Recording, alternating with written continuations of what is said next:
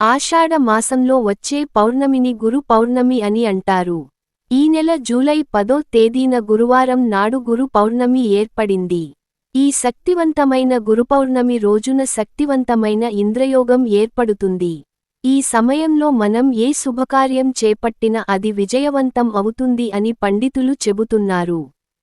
హిందువులు ఈ గురు పౌర్ణమి రోజున సాయిబాబాను ఆరాధించి పూజలు చేస్తారు. గురుపూర్ణిమ పూజా విధానం గురు పౌర్ణమి ప్రాముఖ్యత గురించి ఈ వీడియోలో తెలుసుకుందాం. ముందుగా ఈ వీడియోకి ఒక లైక్ కొట్టి మా ఛానల్ని సబ్స్క్రైబ్ చేసుకోండి. లైక్ కొట్టడం మాత్రం అసలు మర్చిపోకండి. జూలై 10వ తేదీన గురు పౌర్ణమి వచ్చింది. ఈ శక్తివంతమైన గురు పౌర్ణమి నాడు గురుదేవులను లక్ష్మీదేవిని అలాగే శ్రీమహావిష్ణువును పూజించాలి. ఈ సంవత్సరంలో వచ్చిన గురుపూర్ణిమ వేళ కొన్ని ప్రత్యేక శుభయోగాలు ఏర్పడనున్నాయి. ఎంతటి శక్తివంతమైన అమృత యోగాల్లో మీ ఇంట్లో పూజ చేసుకుని కొన్ని నియమాలు పాటిస్తే చాలు. మీ కష్టాలన్నీ త్వరగా తీరిపోయి కోరిన కోరికలన్నీ వెంటనే నెరవేరుతాయి. ఈ గురు పూర్ణిమ రోజున ఇల్లంతా శుభ్రం చేసుకుని ఆడవాళ్లు తలస్నానం చేసి కాళ్లకు పసుపు రాసుకొని ఇంట్లో దీపారాధన చేసుకోవాలి. పౌర్ణమి రోజున దీపారాధన చేసేవారు పూజ గదిలో కొన్ని అక్షింతలను సిద్ధం చేసుకోండి. దేవుని పటాలకు కుంకుమ బొట్లు పెట్టి పసుపు రంగు పుష్పాలతో దేవుళ్లను అలంకరించుకొని ఇంట్లో దీపారాధన చేసుకోండి. విశేషంగా ఈ గురు పౌర్ణమి నాడు సాయిబాబాను విశేషంగా పూజించాలి. అలాగే గురు స్వరూపాలైన వ్యాసమహర్షిని అలాగే త్రిమూర్తులను కూడా పూజించవచ్చు. విశేషంగా ఈ గురు పౌర్ణమి నాడు శనగలను నానబెట్టి 21 శనగలను పసుపు దారానికి గూర్చి సాయిబాబా పటానికి కాని, సాయిబాబా విగ్రహానికి కాని వేసి బాబాకి నమస్కారం చేసుకోండి. ఉద్యోగ వ్యాపారాల్లో గొప్ప స్థాయికి చేరుకుంటారు. కోరిన కోరికలన్నీ తప్పకుండా నెరవేరుతాయి. అంతటి శక్తి శనగలమాలకు ఉంటుంది. విశేషంగా ఈ గురు పౌర్ణమి నాడు ఇంట్లో దీపారాధన చేసేటప్పుడు ఓం నమో నారాయణ అనే మంత్రాన్ని 108 సార్లు జపించండి. తరతరాల తరగని ఐశ్వర్యం లభిస్తుంది. పౌర్ణమి రోజున చేసే పూజలు రెట్టింపు పుణ్యఫలితం లభిస్తుంది. అందులోనూ గురు పౌర్ణమి రోజున చేసే పూజలకు కోటి జన్మల పుణ్యఫలితాన్ని పొందవచ్చు. గురు పౌర్ణమి రోజున దీపారాధన చేసేటప్పుడు దేవునికి నైవేద్యంగా అరటిపండ్లు లేదా బెల్లం ముక్కను నివేదించండి.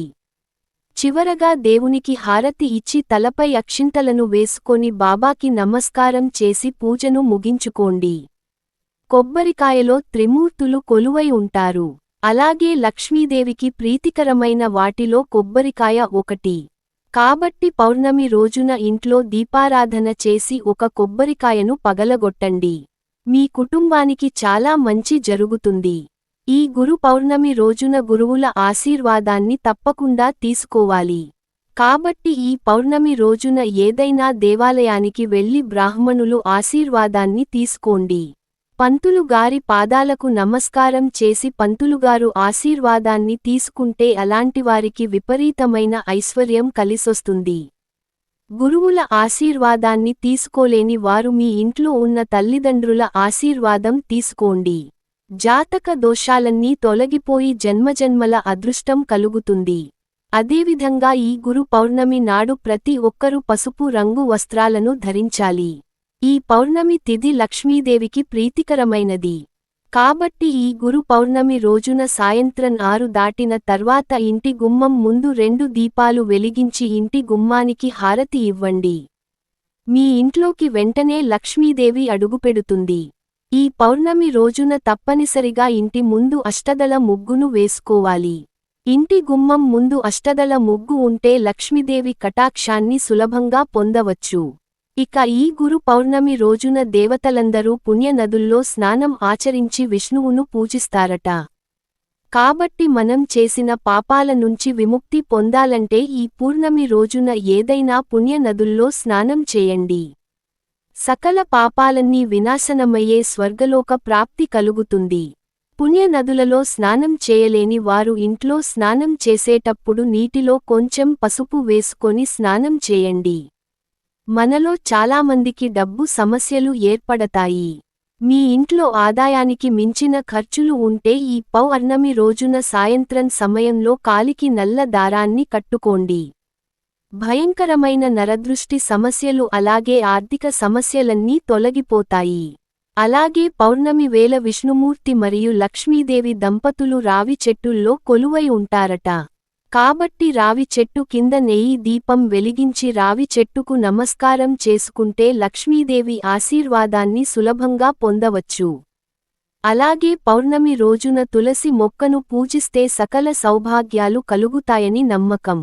మన హిందూ ధర్మంలో దానధర్మాలకు ఎంతో విశిష్టత ఉంటుంది.